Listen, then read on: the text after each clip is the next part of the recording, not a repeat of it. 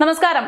വിഴിഞ്ഞം തുറമുഖത്ത് തിരമാലകളിൽ നിന്ന് വൈദ്യുതി ഉൽപ്പാദിപ്പിക്കാൻ പുതിയ പദ്ധതിയുമായി രംഗത്തെത്തുകയാണ് ഇസ്രയേൽ കമ്പനി. ടെൽ അവീവ് ആസ്ഥാനമായുള്ള ഇക്കോ വേവ് പവർ ഗ്ലോബൽ കമ്പനിയാണ് സ്വന്തമായി വികസിപ്പിച്ച ഈ സാങ്കേതിക വിദ്യയിലൂടെ ഇതിനായി ശ്രമം തുടങ്ങിയിരിക്കുന്നതെന്നതാണ് വിവരം. അദാനി തുറമുഖ അധികൃതരുമായി ഇതുമായി ബന്ധപ്പെട്ട പ്രാഥമിക ചർച്ച പുരോഗമിക്കുകയാണ് എന്ന് കമ്പനി വക്താക്കൾ നൽകുന്ന വിവരം. പദ്ധതിയുടെ ആദ്യഘട്ടം വിഴിഞ്ഞം പുലിമുട്ടിൽ ഫ്ലോട്ടുകൾ സ്ഥാപിച്ചുകൊണ്ടായിരിക്കും വൈദ്യുതി ഉൽപ്പാദിപ്പിക്കുക എന്നതാണ് വിവരം. സ്വന്തമായി വികസിപ്പിച്ച സാങ്കേതിക വിദ്യയിലൂടെയായിരിക്കും ഈ പദ്ധതി നടപ്പിലാക്കുക.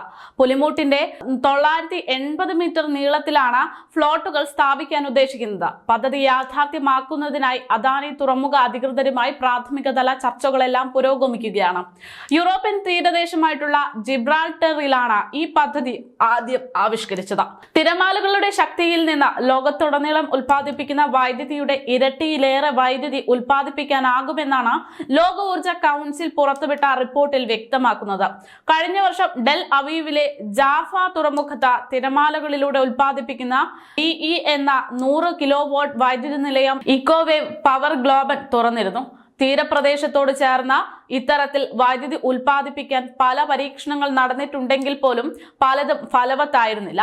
തീരത്തോടടുക്കുമ്പോൾ തിരമാലകൾക്ക് ശക്തി വർദ്ധിക്കുന്നതാണ് പ്രധാന പ്രതിസന്ധി. 30 വർഷം മുമ്പ് വിഴിഞ്ഞം തീരത്ത് പരീക്ഷണാടിസ്ഥാനത്തിൽ സ്ഥാപിച്ച നിലയം അധികം വൈകാതെ നാശം നേരിട്ടു. ഇതിന്റെ ഉൽപാദന രീതി എന്ന് പറയുന്നത് ഇങ്ങനെയാണ്. അതായത് സമുദ്രനിരപ്പിൽ ഒഴുകുന്ന ഫ്ലോട്ടുകളെ പുലിമുട്ടിന്റെ പോലുള്ള നിർമ്മിതികളിൽ ഘടിപ്പിക്കുന്നു, സ്റ്റീൽ കൈകളിൽ ബന്ധിപ്പിക്കുന്നു. തിരമാലകൾക്കനുസരിച്ച് ഫ്ലോട്ടറുകൾ മുകളിലേക്കും താഴേക്കും ചലിപ്പിക്കും. ഒപ്പം അതിനോട് ചേർന്നുള്ള ഹൈഡ്രോളിക് പിസ്റ്റൺ ഉണ്ടാകും. ഇതിലൂടെ സൃഷ്ടിക്കപ്പെടുന്ന മർദ്ദം ഹൈഡ്രോളിക് ദ്രാവകത്തെ കരയിൽ സ്ഥാപിച്ചിട്ടുള്ള നിലയത്തിലേക്ക് പമ്പ് ചെയ്യും. ഈ ശക്തിയിൽ ജനറേറ്റർ പ്രവർത്തിപ്പിച്ച വൈദ്യുതി ഉൽപ്പാദിപ്പിക്കും. കൊടുങ്കാറ്റോ കടൽ പ്രക്ഷുബ്ധമോ ആകുന്ന സന്ദർഭങ്ങളിൽ ഫ്ലോട്ടറുകൾ പൂർണ്ണമായും ഉയർത്തി സംരക്ഷിക്കുമെന്നാണ് പറയുന്നത്. എന്തായാലും സംസ്ഥാനത്തിന് മാത്രമല്ല രാജ്യത്തിന് തന്നെ വലിയ വികസനങ്ങൾക്ക് വഴിയൊരുക്കുന്ന ഒരു പദ്ധതിയാണ് ഇത്. മാറാൻ സാധ്യതയുണ്ട് എന്നുള്ള വിലയിരുത്തലുകളാണ് പുറത്തു വരുന്നത്.